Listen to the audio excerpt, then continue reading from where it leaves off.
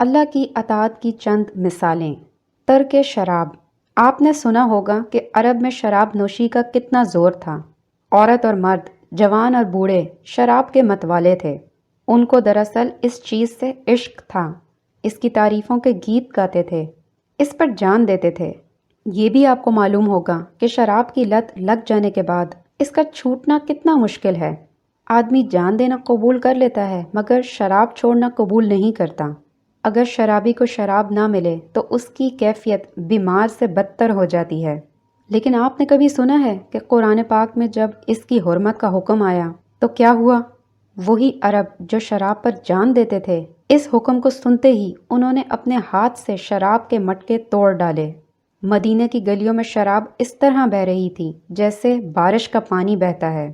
ایک مجلس میں کچھ لوگ بیٹھے شراب پی رہے تھے۔ جس وقت انہوں نے رسول اللہ صلی اللہ علیہ وآلہ وسلم کے منادی کی آواز سنی کہ شراب حرام کر دی گئی ہے، تو جس شخص کا ہاتھ جہاں تھا وہیں کا وہیں رہ گیا۔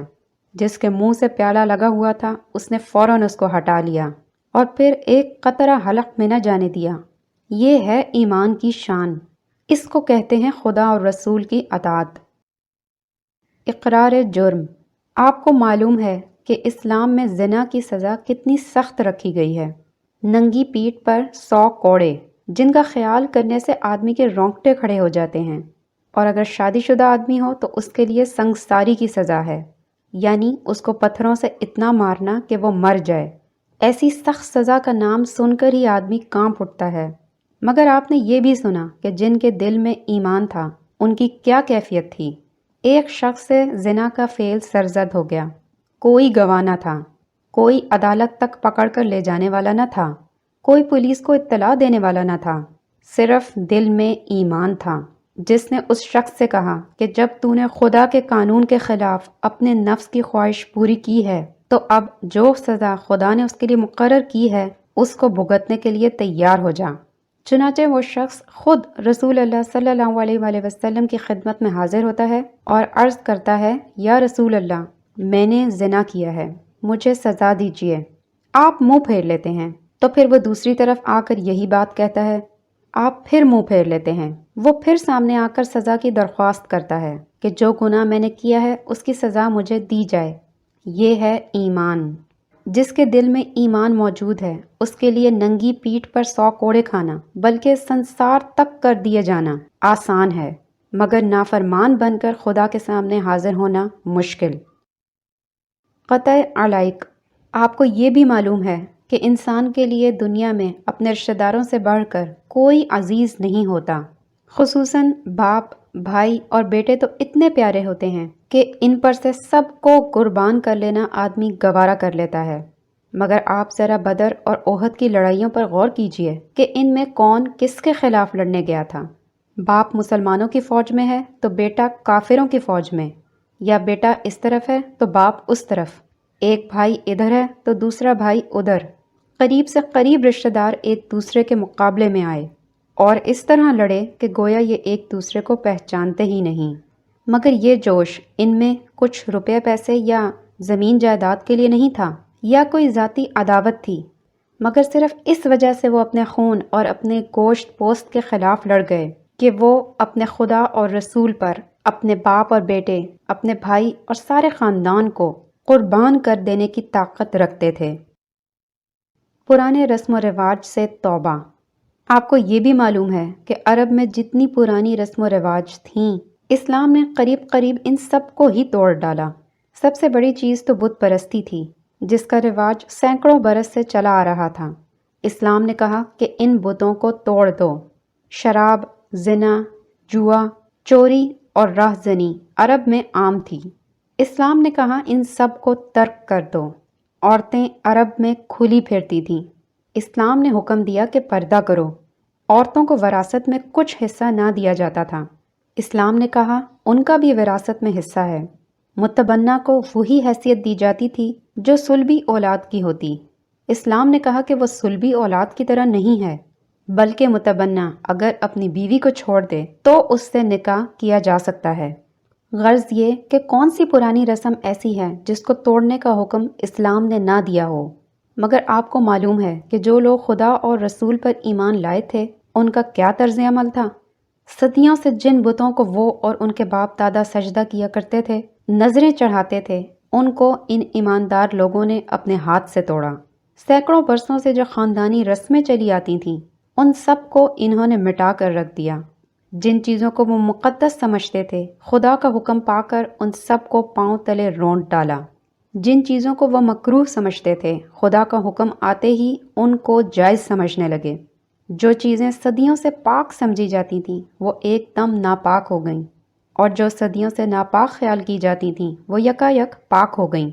کفر کے جن طریقوں میں لذت اور فائدے کے سامان تھے خدا کا حکم پاتے ہی ان کو چھوڑ دیا گیا، اور اسلام کے جن احکامات کی پابندی انسان پر شاق گزرتی ہے ان سب کو خوشی خوشی قبول کر لیا گیا۔ اس کا نام ہے ایمان، اور اس کو کہتے ہیں اسلام۔ اگر عرب کے لوگ اس وقت کہتے کہ ہم فلاں بات کو اس لیے نہیں مانتے کہ ہمارا اس میں نقصان ہے، اور فلاں بات کو اس لیے نہیں چھوڑتے کہ اس میں ہمارا فائدہ ہے، اور فلاں کام کو تو ہم ضرور کریں گے کیونکہ باپ دادا سے یہی ہوتا چلا آ رہا ہے، اور فلاں باتیں رومیوں کی ہم کو پسند ہیں اور فلاں ایرانیوں کی ہم کو مرغوب ہیں۔ غرض یہ کہ اگر عرب کے لوگ اس طرح اسلام کی ایک ایک بات کو رد کر دیتے تو آپ سمجھ سکتے ہیں کہ آج دنیا میں کوئی مسلمان نہ ہوتا۔ خدا کی خوشنودی کا راستہ۔ قرآن میں ارشاد ہوا ہے، ترجمہ: نیکی کا مرتبہ تم کو نہیں مل سکتا جب تک کہ وہ سب چیزیں خدا کے لیے قربان نہ کر دو جو تم کو عزیز ہیں۔ بس یہی آیت اسلام اور ایمان کی جان ہے۔ اسلام کی اصل شان یہی ہے کہ جو چیزیں تم کو عزیز ہیں ان کو خدا کی خاطر قربان کر دو۔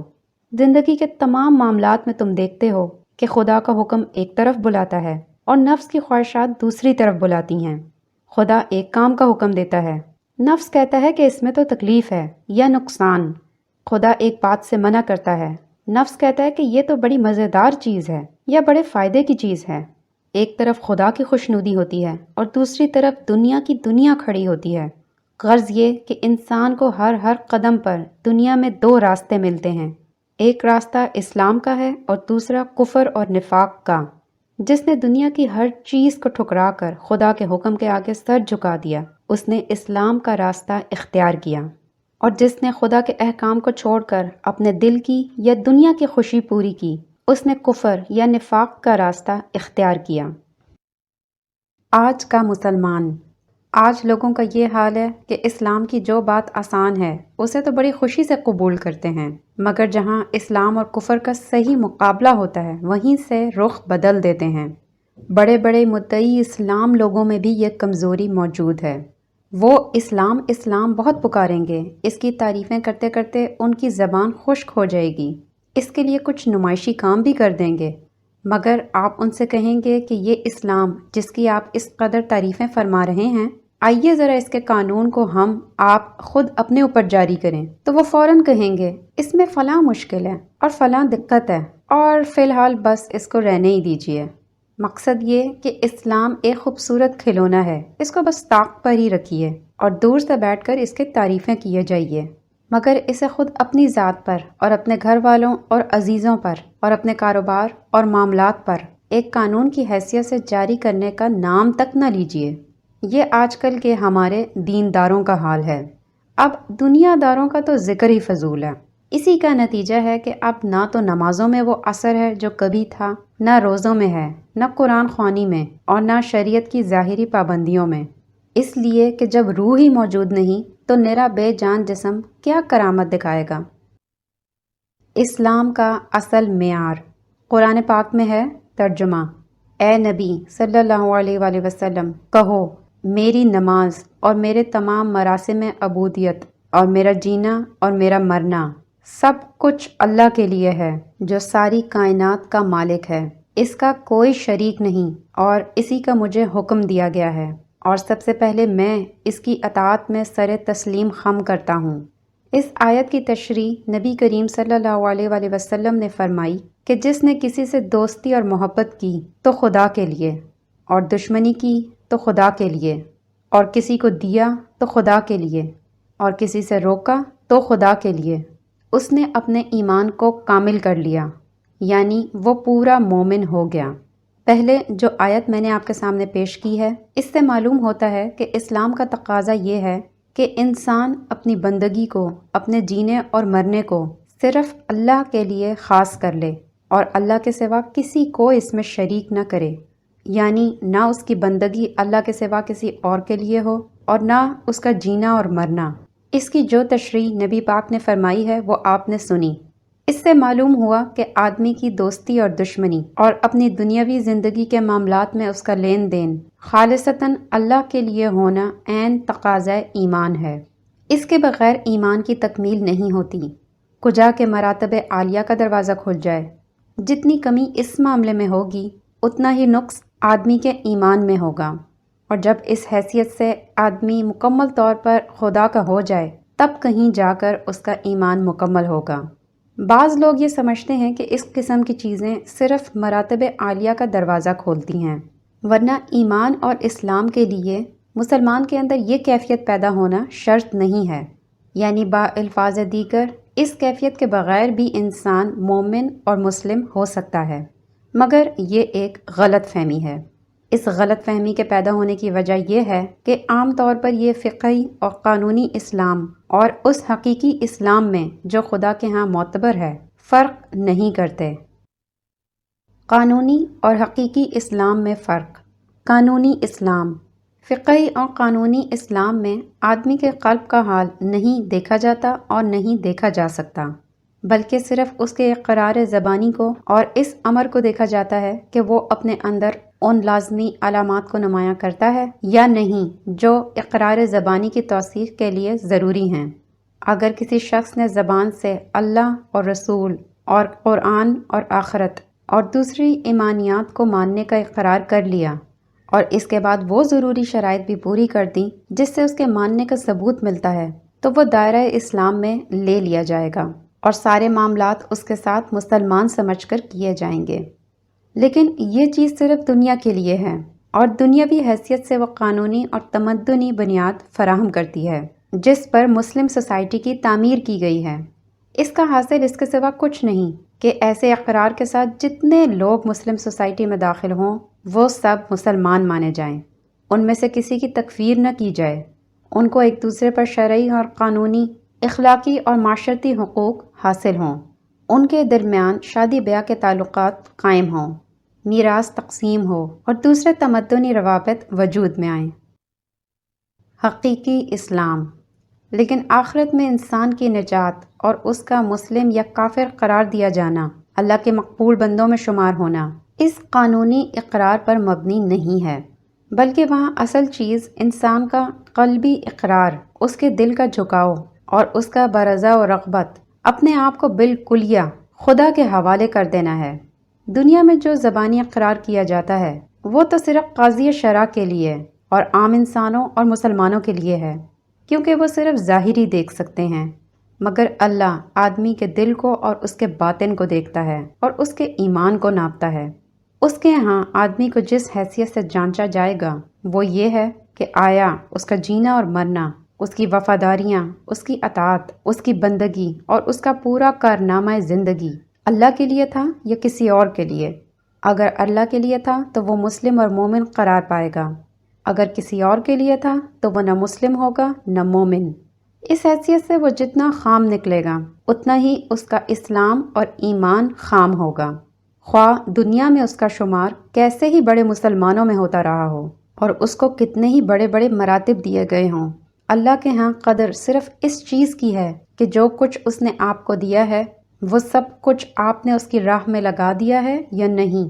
اگر آپ نے ایسا کر دیا تو آپ کو وہی حق دیا جائے گا جو وفاداروں کو اور حق بندگی ادا کرنے والوں کو دیا جاتا ہے، اور اگر آپ نے کسی چیز کو خدا کی بندگی سے مستثنیٰ کر کے رکھا تو آپ کا یہ اقرار کہ آپ مسلم ہیں، یعنی آپ نے اپنے آپ کو بالکل خدا کے حوالے کر دیا، محض ایک جھوٹا اقرار ہوگا جس سے دنیا کے لوگ دھوکہ کھا سکتے ہیں، جس سے دھوکہ کھا کر مسلم سوسائٹی آپ کو اپنے اندر جگہ دے سکتی ہے، جس سے دنیا میں آپ کو مسلمانوں کے سے تمام حقوق مل سکتے ہیں، لیکن اس سے فریب کھا کر خدا اپنے ہاں آپ کو وفاداروں میں جگہ نہیں دے سکتا۔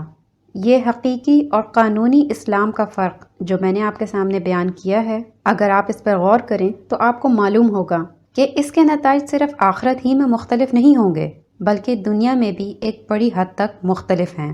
دنیا میں جو مسلمان پائے گئے ہیں یا آج پائے جاتے ہیں، ان کو 2 قسموں پر منقسم کیا جا سکتا ہے۔ مسلمانوں کی 2 قسمیں۔ نمبر 1، جزوی مسلمان۔ ایک قسم کے مسلمان وہ ہیں جو خدا اور رسول کا اقرار کر کے اسلام کو بحیثیت اپنے مذہب کے مان لیں، مگر اپنے اس مذہب کو اپنی کل زندگی کا محض ایک جزو اور ایک شعبہ ہی بنا کر رکھیں۔ اس مخصوص جزو اور شعبے میں تو اسلام کے ساتھ عقیدت ہو، عبادت گزاریاں ہوں، تسبیح و مصلی ہو، خدا کا ذکر ہو، کھانے پینے اور بعض معاشرتی معاملات میں پرہیزگاریاں ہوں، اور وہ سب کچھ ہو جسے مذہبی طرز عمل کہا جاتا ہے، مگر اس شعبے کے سوا ان کی زندگی کے باقی تمام پہلو ان کے مسلم ہونے کی حیثیت سے مستثنیٰ ہوں۔ وہ محبت کریں تو اپنے نفس یا اپنے مفاد یا اپنے ملک و قوم یا کسی اور کی خاطر کریں، وہ دشمنی کریں یا کسی سے جنگ کریں تو وہ بھی ایسے ہی کسی دنیاوی یا نفسانی تعلق کی بنا پر کریں۔ ان کے کاروبار، ان کے لین دین، ان کے معاملات و تعلقات، ان کا اپنے بال بچوں، اپنے خاندان، اپنی سوسائٹی اور اپنے اہل معاملہ کے ساتھ برتاؤ، سب کا سب ایک بڑی حد تک دین سے آزاد دنیاوی حیثیتوں پر مبنی ہو۔ ایک زمیندار کی حیثیت سے، ایک تاجر کی حیثیت سے، ایک حکمران کی حیثیت سے، ایک سپاہی کی حیثیت سے، ایک پیشہ ور کی حیثیت سے، ان کی اپنی ایک مستقل حیثیت ہو جس کا ان کے مسلمان ہونے کی حیثیت سے کوئی تعلق نہ ہو۔ پورے مسلمان۔ دوسری قسم کے مسلمان وہ ہیں جو اپنی پوری شخصیت کو اور اپنے سارے وجود کو اسلام کے اندر پوری طرح دے دیں، ان کی ساری حیثیتیں ان کے مسلمان ہونے کی حیثیت میں گم ہو جائیں۔ وہ باپ ہوں تو مسلمان کی حیثیت سے، بیٹے ہوں تو مسلمان ہونے کی حیثیت سے، شوہر یا بیوی ہوں تو مسلمان ہونے کی حیثیت سے، تاجر، زمیندار، مزدور، ملازم یا پیشہ ور ہوں تو مسلمان ہونے کی حیثیت سے۔ ان کے جذبات، ان کی خواہشات، ان کے نظریات، ان کے خیالات اور ان کی رائے، ان کی نفرت، رغبت، ان کی پسند اور ناپسند، سب کچھ اسلام کے تابع ہو۔ ان کے دل و دماغ پر، ان کی آنکھوں اور کانوں پر، ان کے پیٹ اور ان کی شرم گاہوں پر، اور ان کے ہاتھ پاؤں اور ان کے جسم و جاں پر اسلام کا مکمل قبضہ ہو۔ خدا کا مطلوب مسلمان۔ یہ 2 قسم کے مسلمان حقیقت میں ایک دوسرے سے بالکل مختلف ہیں، چاہے قانونی حیثیت سے دونوں ایک ہی امت میں شامل ہوں اور دونوں پر لفظ مسلمان کا اطلاق یکساں ہوتا ہو۔ پہلی قسم کے مسلمانوں کا کوئی کارنامہ تاریخ اسلام میں قابل ذکر یا قابل فخر نہیں ہے۔ انہوں نے فی الحقیقت کوئی ایسا کام نہیں کیا جس نے تاریخ عالم پر کوئی اسلامی نقش چھوڑا ہو۔ زمین نے ایسے مسلمانوں کا بوجھ کبھی محسوس نہیں کیا۔ اسلام کو اگر تنزل نصیب ہوا ہے تو ایسے ہی لوگوں کی بدولت ہوا ہے۔ در حقیقت جو مسلمان اللہ کو مطلوب ہیں، جنہیں تیار کرنے کے لیے انبیاء کی بعثت اور کتابوں کی تنزیل ہوئی ہے، اور جنہوں نے اسلامی نقطہ نظر سے کبھی کوئی قابل قدر کام کیا ہے یا آج کر سکتے ہیں، وہ صرف دوسری قسم کے مسلمان ہیں۔ محاسبہ نفس۔ اگر آپ کہتے ہیں کہ آپ نے اسلام قبول کیا اور ایمان لے آئے، تو دیکھیے کہ آیا فی الواقع آپ کا جینا اور مرنا خدا کے لیے ہے؟ کیا آپ اسی کے لیے جی رہے ہیں؟ اور آپ کے دل و دماغ کی ساری قابلیتیں، آپ کے جسم و جاہ کی ساری قوتیں، آپ کے اوقات، آپ کی محنتیں، کیا اسی کی کوشش میں صرف ہو رہی ہیں کہ خدا کی مرضی آپ کے ہاتھوں پوری ہو، آپ کے ہاتھوں سے وہ کام سر انجام پائے جو اللہ اپنی مسلم امت سے لینا چاہتا ہے؟ پھر کیا آپ نے اپنی اطاعت اور اپنی بندگی کو خدا ہی کے لیے مخصوص کر دیا ہے؟ کیا نفس کی بندگی، خاندان کی، برادری کی، دوستوں کی، سوسائٹی کی اور حکومت کی بندگی آپ کی زندگی سے بالکل خارج ہو چکی ہے؟ کیا آپ نے اپنی پسند اور ناپسند کو سراسر رضائے الہی کے تابع کر دیا ہے؟ پھر دیکھیے کہ آپ واقعی جس سے محبت کرتے ہیں خدا کے لیے کرتے ہیں، جس سے نفرت کرتے ہیں خدا کے لیے کرتے ہیں، اور اس نفرت اور محبت میں آپ کی نفسانیت کا کوئی حصہ شامل نہیں ہے۔ پھر کیا آپ کا دینا اور روکنا بھی خدا کی خاطر ہو چکا ہے؟ اپنے پیٹ اور اپنے نفس سمیت آپ دنیا میں جس کو جو کچھ دے رہے ہیں اسی لیے دے رہے ہیں کہ خدا نے اس کا حق مقرر کیا ہے، اور اس کو دینے سے صرف خدا کی رضا آپ کو مطلوب ہے۔ اور اسی طرح آپ جس سے جو کچھ روک رہے ہیں وہ بھی اسی لیے روک رہے ہیں کہ خدا نے اسے روکنے کا حکم دیا ہے، اور اس کے روکنے میں آپ کو خدا کی خوشنودی حاصل ہونے کی تمنا ہے۔ اگر آپ یہ کیفیت اپنے اندر پاتے ہیں تو اللہ کا شکر کیجئے کہ اس نے آپ پر نعمت ایمان کا اتمام کر دیا۔ اگر اس حیثیت سے آپ اپنے اندر کمی محسوس کرتے ہیں تو ساری فکریں چھوڑ کر بس اس کمی کو پورا کرنے کی فکر کیجئے۔ یہ کسوٹی اس غرض کے لیے نہیں ہے کہ اس پر آپ دوسروں کو پرکھیں اور ان کے مومن یا منافق یا مسلم یا کافر ہونے کا فیصلہ کریں، بلکہ یہ کسوٹی اس غرض کے لیے ہے کہ اس پر آپ خود اپنے آپ کو پرکھیں اور آخرت کی عدالت میں جانے سے پہلے اپنا کھوٹ معلوم کر کے یہیں اسے دور کرنے کی فکر فرمائیے۔ آپ کو فکر اس بات کی نہ ہونی چاہیے کہ دنیا میں مفتی اور قاضی آپ کو کیا قرار دیتے ہیں، بلکہ اس کی ہونی چاہیے کہ حاکم الحاکمین آپ کو کیا قرار دے گا۔ آپ اس بات پر مطمئن نہ ہوں کہ یہاں آپ کا نام مسلمانوں کے رجسٹر میں لکھا ہے، فکر اس بات کی کیجئے کہ خدا کے دفتر میں آپ کیا لکھے جاتے ہیں۔ ساری دنیا بھی آپ کو سند اسلام اور ایمان دے دے تو کچھ حاصل نہیں۔ فیصلہ جس خدا کے ہاتھ میں ہے اس کے ہاں منافق کی بجائے مومن، نافرمان کی بجائے فرما بردار اور بے وفا کی جگہ وفادار قرار پانا اصل کامیابی ہے۔ خدا کی اطاعت کس لیے؟ آج میں آپ کے سامنے یہ بیان کرنا چاہتا ہوں کہ خدا اور اس کے رسول کی اطاعت پر اس قدر زور کیوں دیا جاتا ہے۔ ایک شخص پوچھ سکتا ہے کہ کیا خدا ہماری اطاعت کا بھوکا ہے؟ نعوذ باللہ کہ وہ اس طرح ہم سے اپنی اور اپنے رسول کی اطاعت کا مطالبہ کرتا ہے۔ کیا خدا بھی نعوذ باللہ دنیا کے حکمرانوں کی طرح اپنی حکومت چلانے کی ہوس رکھتا ہے کہ جیسے دنیا کے حاکم کہتے ہیں کہ ہماری اطاعت کرو، اسی طرح خدا بھی کہتا ہے کہ میری اطاعت کرو؟ آج میں اس کا جواب دینا چاہتا ہوں۔ اللہ کی اطاعت میں ہی انسان کی فلاح ہے۔ اصل بات یہ ہے کہ اللہ تعالیٰ جو انسان سے اطاعت کا مطالبہ کرتا ہے وہ انسان ہی کی فلاح اور بہتری کے لیے کرتا ہے، وہ دنیا کے حاکموں کی طرح نہیں ہے۔ دنیا کے حاکم اپنے فائدے کے لیے دنیا کے لوگوں کو اپنا غلام بنانا چاہتے ہیں، مگر اللہ تمام فائدوں سے بے نیاز ہے۔ اس کو آپ سے ٹیکس لینے کی حاجت نہیں ہے، اسے کوٹھیاں بنانے، موٹریں خریدنے اور آپ کی کمائی سے اپنے عیش کے سامان جمع کرنے کی حاجت نہیں ہے۔ وہ پاک ہے، کسی کا محتاج نہیں۔ دنیا میں سب کچھ اسی کا ہے، سارے خزانے اسی کے ہیں۔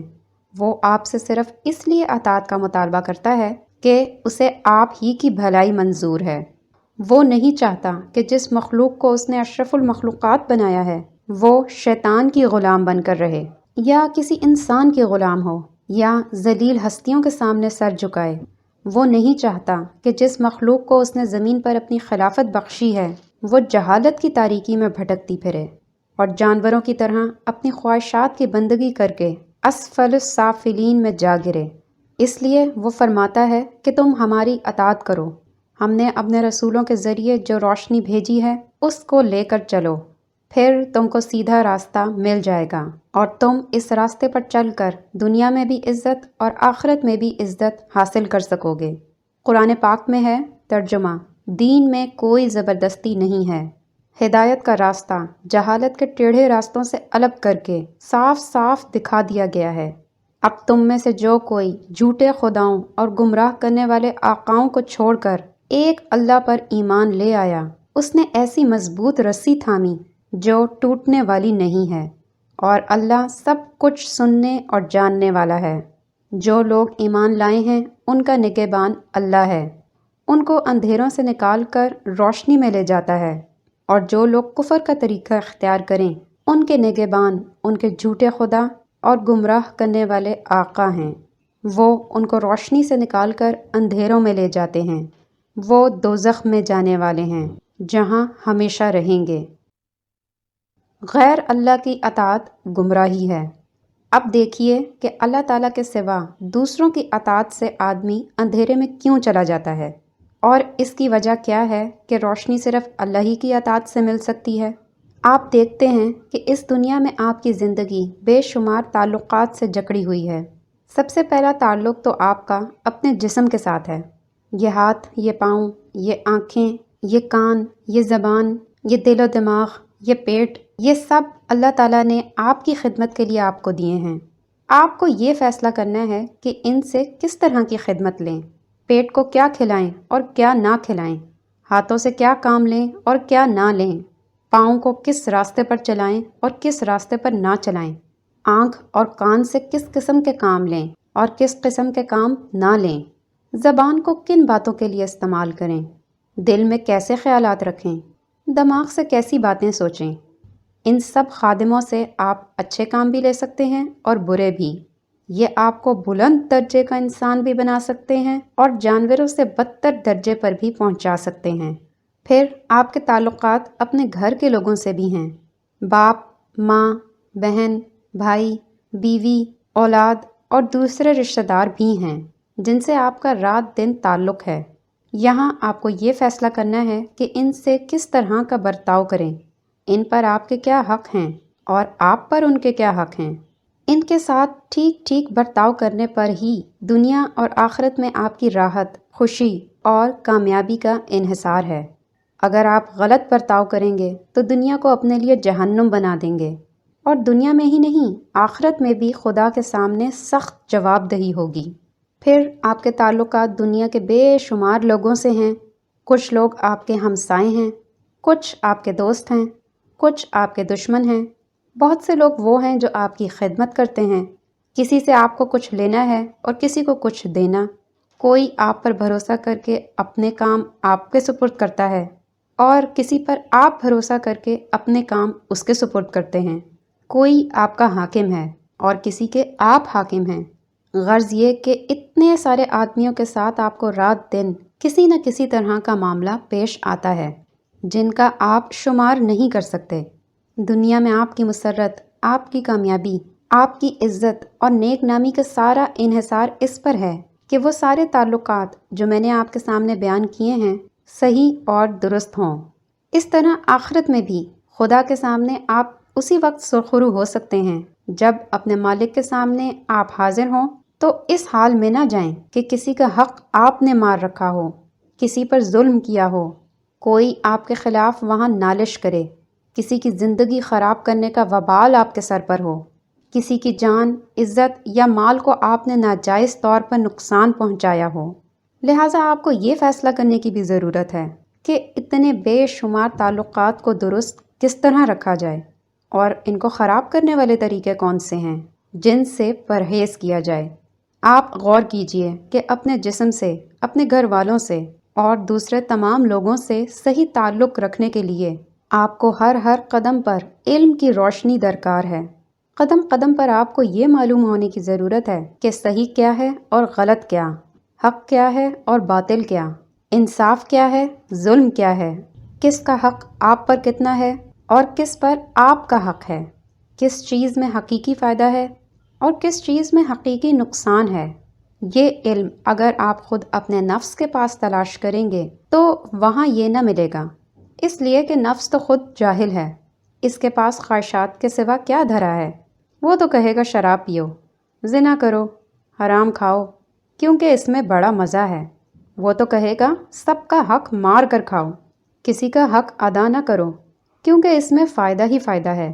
لے لیا سب کچھ اور دیا کچھ نہیں۔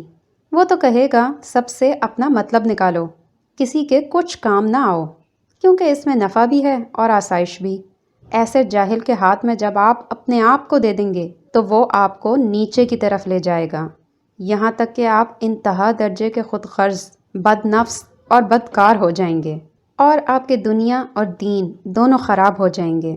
دوسری صورت یہ ہے کہ آپ نفس کی بجائے اپنے ہی جیسے دوسرے انسانوں پر بھروسہ کریں اور اپنی باغ ان کے ہاتھ میں دے دیں کہ جدھر وہ چاہیں لے جائیں۔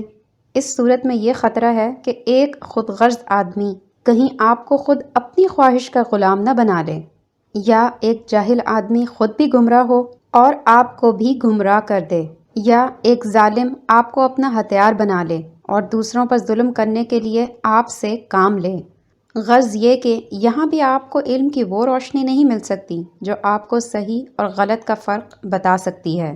اور دنیا کی زندگی میں ٹھیک ٹھیک رستے پر چلا سکے۔ حقیقی ہدایت صرف اللہ کی طرف سے ہے۔ اس کے بعد صرف ایک خدائے پاک کی وہ ذات رہ جاتی ہے جہاں سے یہ روشنی آپ کو مل سکتی ہے۔ خدا علیم اور بصیر ہے، وہ ہر چیز کی حقیقت کو جانتا ہے۔